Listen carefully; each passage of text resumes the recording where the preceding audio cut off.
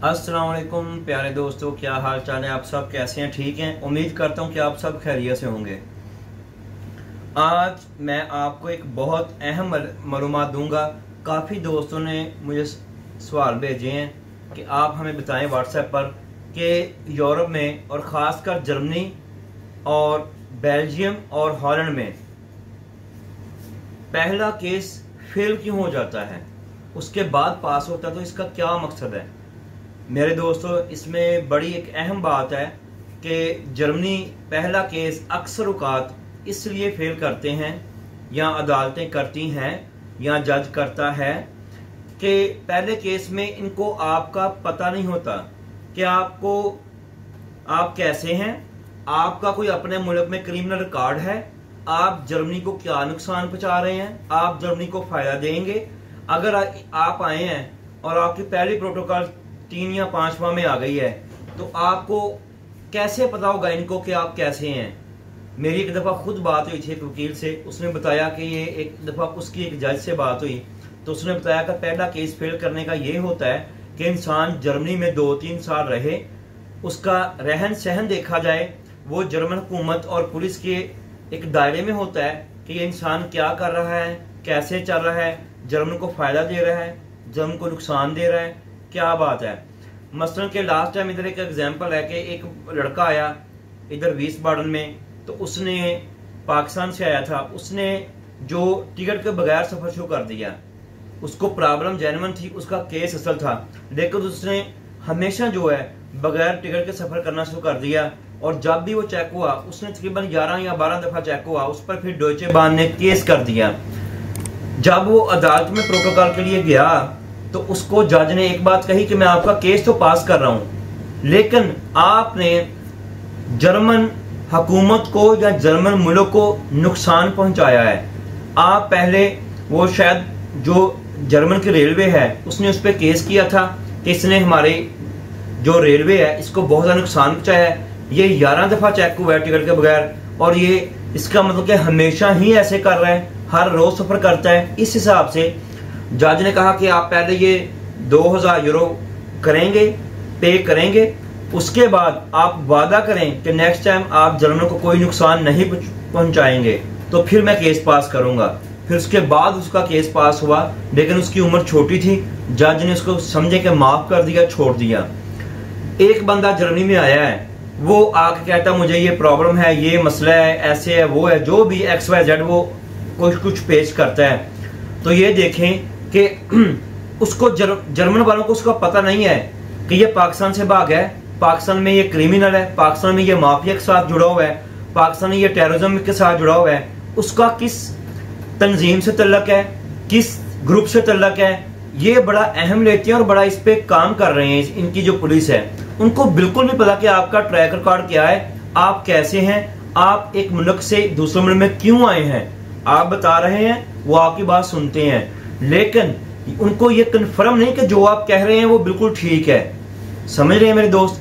इसलिए ये जर्मन वाले पहला केस अक्सर फेल करते हैं, दूसरा केस पास कर देते हैं। उसका मकसद ये होता है जब आप 3 साल रहते हैं तो ये 3 साल की पुलिस रिपोर्ट और जो उस बेहोड़े से मुतल्लिक रिपोर्ट है वो मंगवाते हैं और देखते हैं कि इस बंदे ने 3 साल में, 4 साल में, 5 साल में कोई जर्मन हुकूमत को कोई टैक्स चोरी की है, कोई इसने काला सफर किया है जर्मनी में, कोई किसी कोई कुछ भी, कोई इसने नुकसान किया है जर्मन का।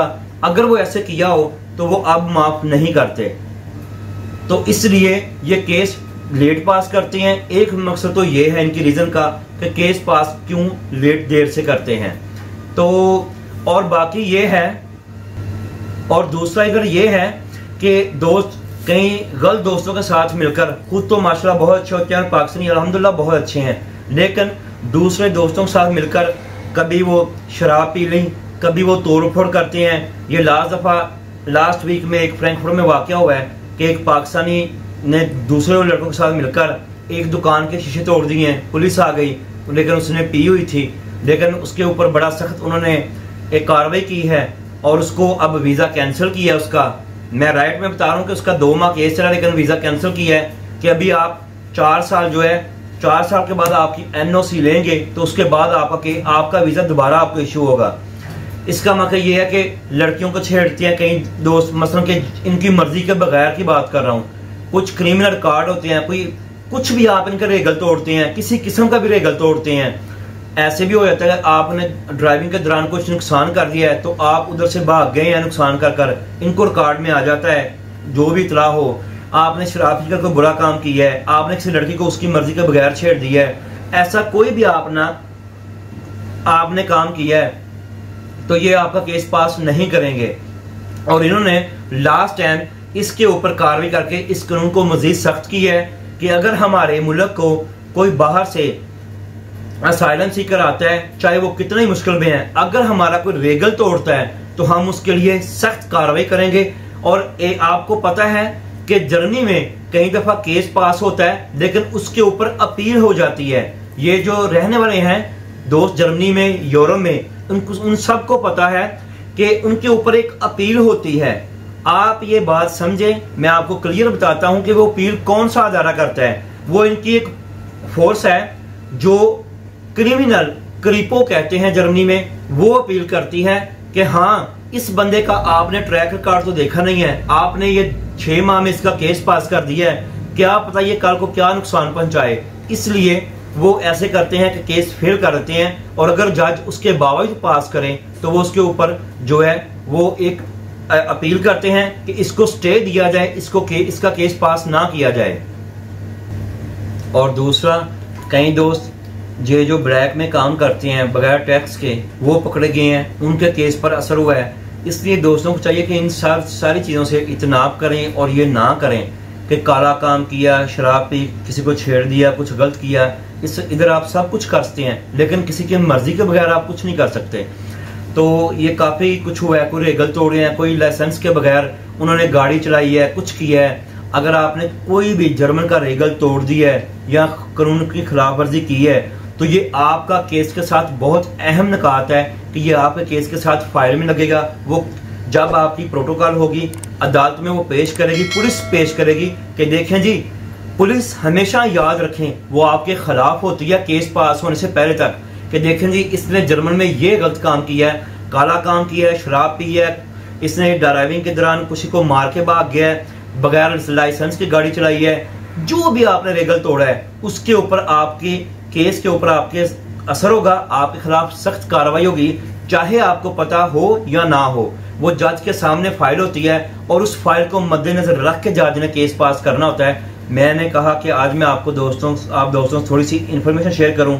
आज की इन्फॉर्मेशन के इतना, लेकिन मैं एक रेगल के ऊपर एक और वीडियो करूंगा कि हमें कौन से काम इधर आकर नहीं करने चाहिए जो हमारे मुल्कों में करने की आम इजाजत है या हम अक्सर करते हैं, अक्सर रेगल तोड़ देते हैं और इधर वो नहीं करना चाहिए। उनके ऊपर सख्त कार्रवाई होती है, हत्ता कि कुछ कानून ऐसे हैं कि आपको जेल भी जाना पड़ सकता है। तो आज की इन्फॉर्मेशन इतनी है, नहीं तो वीडियो लंबी हो जाएगी। इंशाल्लाह नेक्स्ट वीडियो में मैं आपको बताऊंगा। अल्लाह हाफिज। और प्लीज मेरे चैनल को सब्सक्राइब करें, शेयर करें। और एक बात और है कि मैं बहुत मेहनत से वीडियो बनाता हूँ, मैं बहुत बिजी शेड्यूल है, यकीन कर मैं बहुत बिजी होता हूँ, लेकिन आप दोस्तों के प्यार मोहब्बत से टाइम निकालता हूँ, आपके लिए वीडियो बनाता हूँ। तो प्लीज मुझे सब्सक्राइब करें, लाइक करें और आगे दोस्तों के साथ शेयर करें। हो सकता है आपका शेयर किसी का भला कर दें। अल्लाह हाफिज।